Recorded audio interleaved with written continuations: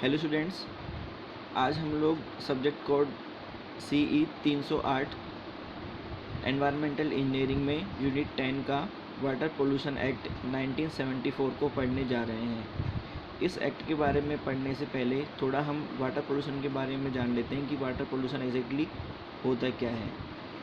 जो अपना वाटर होता है उसमें कोई भी फिज़िकल, केमिकल या फिर बायो चेंज जो हमारे मानव जीवन पर या फिर हमारी प्रकृति पर विपरीत प्रभाव पड़ डालता है, वो वाटर पोल्यूशन के अंतर्गत आता है। ये जो पोल्यूशन होता है ये प्राकृतिक यानी नेचुरल भी हो सकता है और ह्यूमन एक्टिविटीज़ के कारण भी हो सकता है।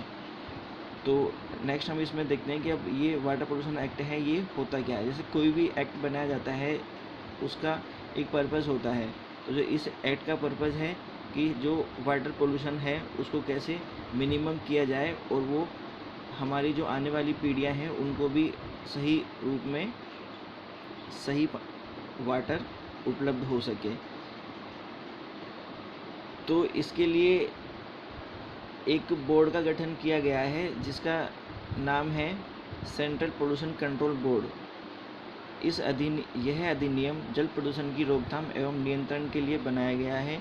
इसके माध्यम से विभिन्न बोर्डों का गठन किया गया है। विभिन्न बोर्डों का मतलब है केंद्र सरकार में एक बोर्ड का गठन किया गया है और सभी राज्य सरकारों में भी बोर्ड का गठन किया गया है जो जल प्रदूषण की रोकथाम व नियंत्रण करते हैं। अधिनियम द्वारा बोर्डों को अधिकार एवं कर्तव्य प्रदत्त किए गए हैं। जो ये बोर्ड बनाए गए हैं इनको कुछ रेस्पॉन्सिबिलिटीज़ हैं, कुछ इनके राइट्स हैं। तो इसमें हम पहले देखते हैं कि जो केंद्रीय प्रदूषण बोर्ड होता है वो क्या होता है और उसके कार्य क्या क्या होते हैं। जो प्रदूषण केंद्रीय प्रदूषण नियंत्रण बोर्ड है वो केंद्रीय स्तर पर होगा, जिसकी नियुक्ति केंद्र सरकार द्वारा की जाएगी। वो क्या करेगा, वो केंद्र सरकार को पर्यावरण प्रदूषण संबंधी सलाह देगा। अब वो सलाह देने का काम कर रहा है, इसका मतलब जो उसका अध्यक्ष और उसके मेंबर्स होंगे वो पर्यावरण से संबंधित ही उसके मेंबर्स होंगे। राज्य बोर्डों के कार्यों का एकीकरण करेगा। राज्य बोर्डों को जल प्रदूषण जांच और शोध कार्य में सहायता प्रदान करेगा। जांच प्रदूषण विशेषज्ञों की ट्रेनिंग करेगा। जल प्रदूषण संबंधी जानकारी संचार माध्यमों द्वारा जनसाधारण को प्रदान करेगा। संबंधित तकनीकी व सांख्यिकी सूचना को एकत्रित एवं प्रकाशित करेगा। मतलब जो भी डाटा होंगे वाटर से रिलेटेड, उनकी टेक्नोलॉजी, उनकी जो स्टैटिक्स है उनको कलेक्ट करेगा, सैम्पलिंग करेगा और उनको एज ए रिपोर्ट पब्लिश करेगा।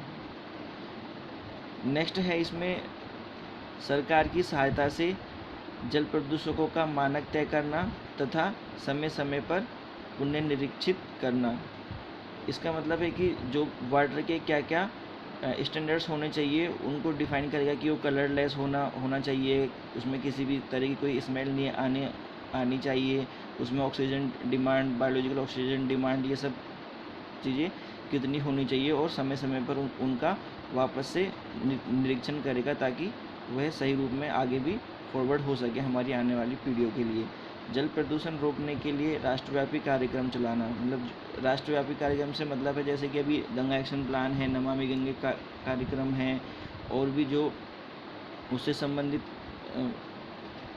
काम है जो हमारे वाटर पोल्यूशन को रोकने के काम में आते हैं, वो सब इस बोर्ड के अंतर्गत ही आते हैं। वैसे जो ये केंद्रीय प्रदूषण कंट्रोल बोर्ड है इसमें एयर पोल्यूशन और नॉइज़ पोल्यूशन भी इसी के अंतर्गत आता है। राज्य प्रदूषण नियंत्रण बोर्ड के कार्य, जैसे केंद्र प्रदूषण नियंत्रण बोर्ड होता है उसी तरह से राज्य में राज्य प्रदूषण नियंत्रण बोर्ड होता है जिसकी नियुक्ति राज्य सरकार द्वारा की जाती है। यहाँ पर भी जो लोग इसमें होंगे वो पर्यावरणविद ही होंगे। राज्य सरकार के जल प्रदूषण को रोकने के कार्यक्रम को संचालन करना, राज्य सरकार को जल प्रदूषण संबंधी सलाह देना, राज्य स्तर पर जल प्रदूषण संबंधी सूचना एकत्रित करना व उन्हें प्रकाशित करना। वही जो लगभग सेम कार्य हैं जो केंद्रीय प्रदूषण नियंत्रण बोर्ड के थे। जल प्रदूषण रोकने के लिए अनुसंधान करना, यानी उन जल प्रदूषण को किस तरीके से रोका जा सकता है उसके लिए रिसर्च करना। विशेषज्ञों की ट्रेनिंग में केंद्रीय बोर्ड की सहायता करना। अगर केंद्रीय बोर्ड को किसी एक्सपर्ट की ज़रूरत है और जो राज्य सरकार के पास में उपलब्ध है, तो राज्य सरकार केंद्रीय बोर्ड को उस एक्सपर्ट को वहाँ पे उपलब्ध करा सकता है और वहाँ के सदस्यों की ट्रेनिंग भी अरेंज करवा सकता है। सीवेज तथा उपसर्गों का उपचार की दृष्टि से निरीक्षण करना। सीवेज मतलब जो अपना घरों का वेस्ट होता है, और इसके अलावा जो इंडस्ट्रियल वेस्ट है उनका निरीक्षण करना कि उसमें जो केमिकल्स निकल रहे हैं या फिर उसमें जो प्रदूषक निकल रहे हैं वो लिमिटेड मात्रा में है या नहीं है। नेक्स्ट है जल प्रदूषण के मानक स्थापित करना व उन्हें पुनरीक्षित करना।